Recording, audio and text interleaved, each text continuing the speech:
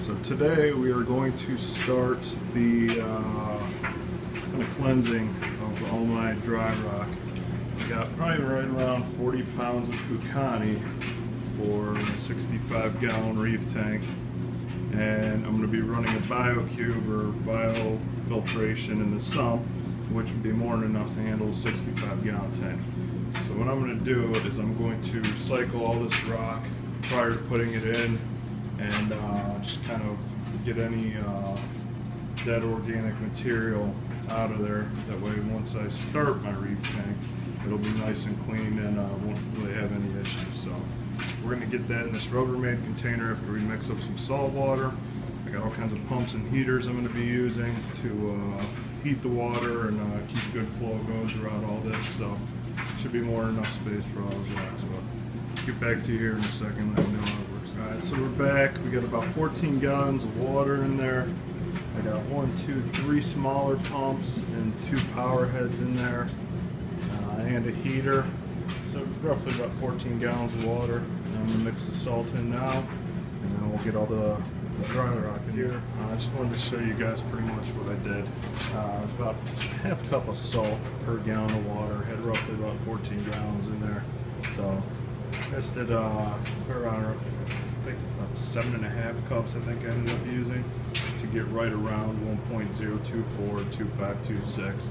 Water temperature is still a little cool, so it's obviously not going to read correctly. But I used a ATC refractometer to get my numbers. It's going to be close. There's not going to be any living organisms in here. Just whatever's bacteria builds up and starts eating away at the decaying matter coming out of the dry rock. But so yeah, the curing process, they say you can do it anywhere between a month and 3 months or 4 months or however long you want to do it. I'm actually going to have mine in here for probably about 3 or 4 months until the display tank is ready to take it. So at that point, my saltwater changing station and mixing station will be finished. I'll have an RODI system right here on the wall, and this will be set up and ran over underneath the crawl space because the 65-gallon tank is right up there in the den. So I'll be able to do automatic water changes without having to lug buckets of water up and down the stairs. So I'm going to go ahead and start putting this in here now. I'll try and get some of the smaller rocks down towards the bottom. Got some algae on these from a little nano tank I had. I had to tear it down because we had a bad power outage. I didn't have any backup, so I'm going to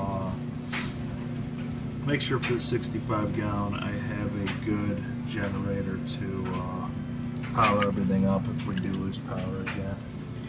Way too much money to invest in this. Another thing they say too, patience is key in this hobby. If you can have patience, you can have an amazing piece of reef in your own living room. And I think with my first tank I had, I kind of learned the hard way, learned a lot of valuable lessons, but at the same time,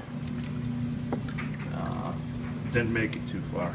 So I just decided, slow down, take your time, and do it right. So we're going to be curing this rock for a couple months. I'll get rid of any dead organic material out of there, and hopefully we can start out with some pretty low nutrients and things of that nature. Move that pump up right here.